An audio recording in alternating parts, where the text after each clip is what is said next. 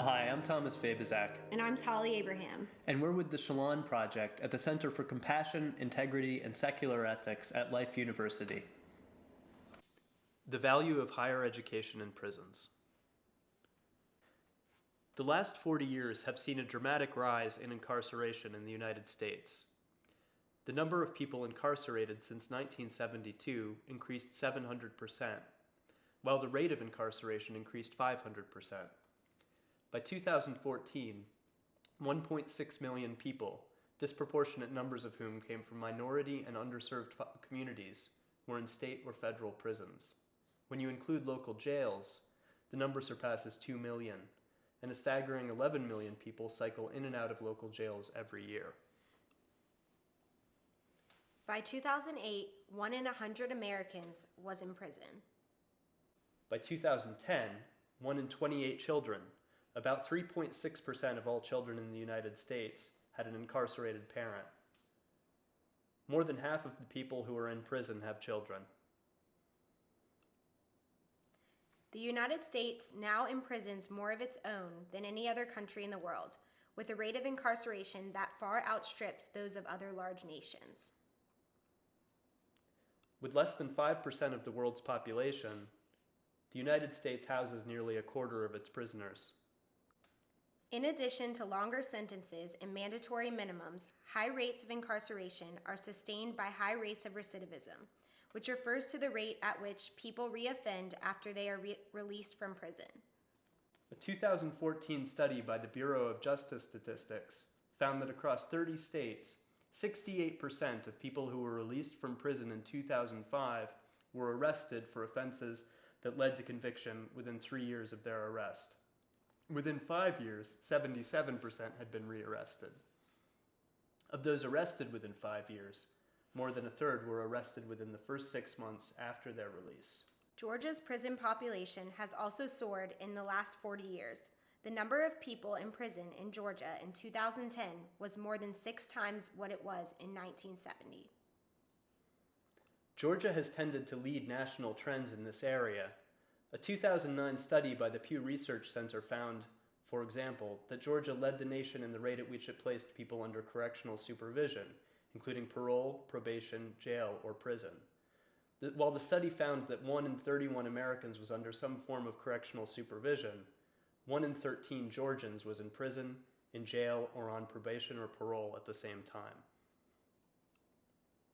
The rise in rates of incarceration in Georgia has brought along soaring costs to the state and taxpayers. State spending on prisons grew from $152 million in 1983 to well over $1 billion annually.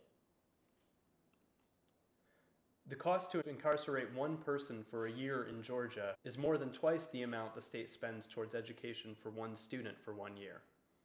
At the same time, state budgets can only show a small portion of the economic and social costs that result from these high rates of incarceration.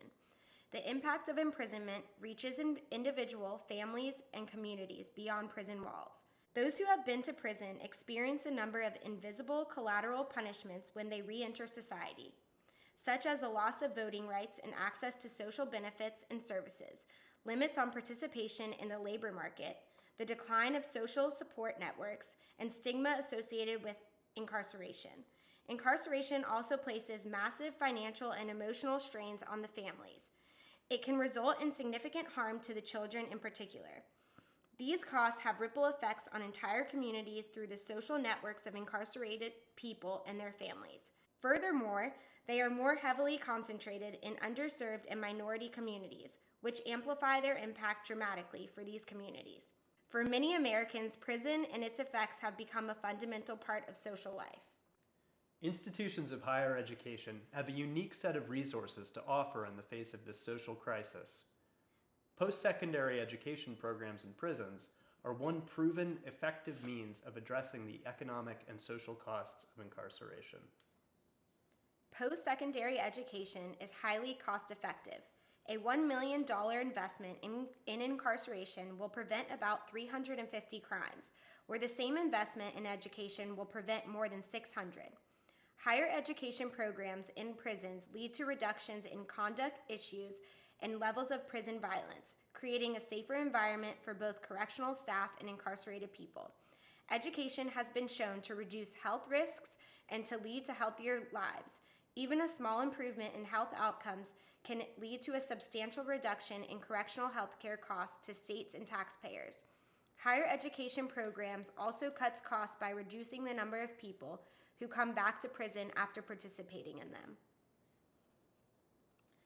In a 2013 study on recidivism in higher education, the RAND Corporation concluded that those who participate in educational programs while incarcerated have 43% lower odds of recidivating than those who do not, which means that participating in an educational program reduces one's risk of recidivating by 13%. The study found that participation in post-secondary programs in prisons leads to even higher reductions in recidivism.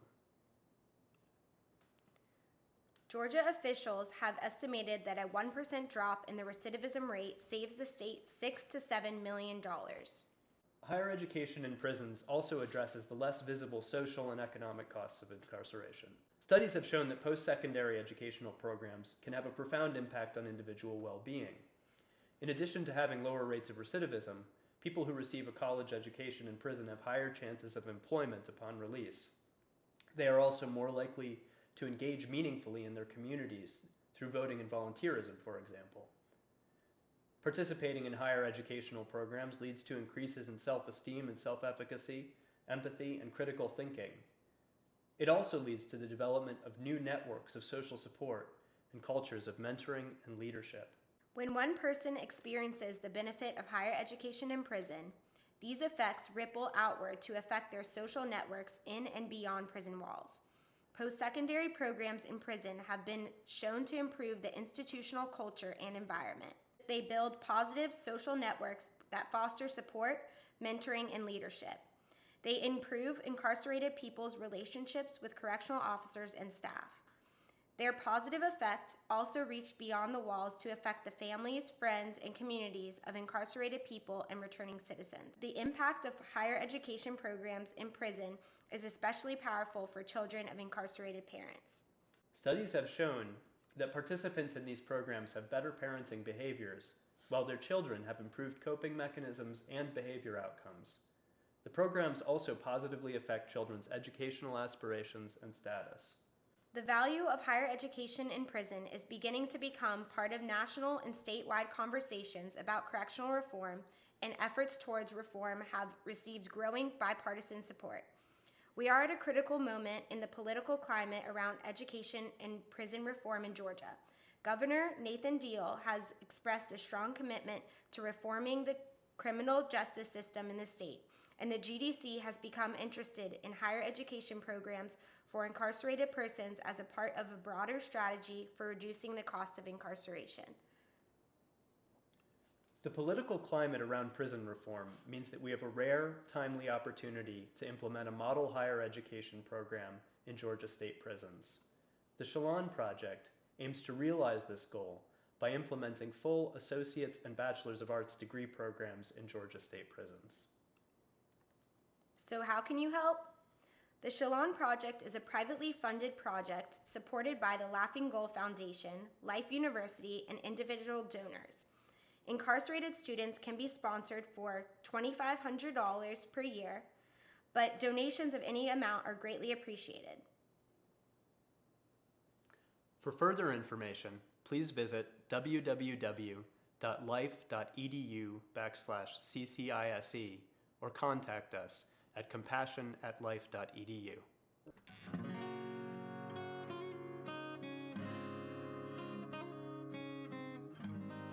Hi, I'm Thomas Fabizak. And I'm Tali Abraham. And we're with the Shalon Project at the Center for Compassion, Integrity, and Secular Ethics at Life University.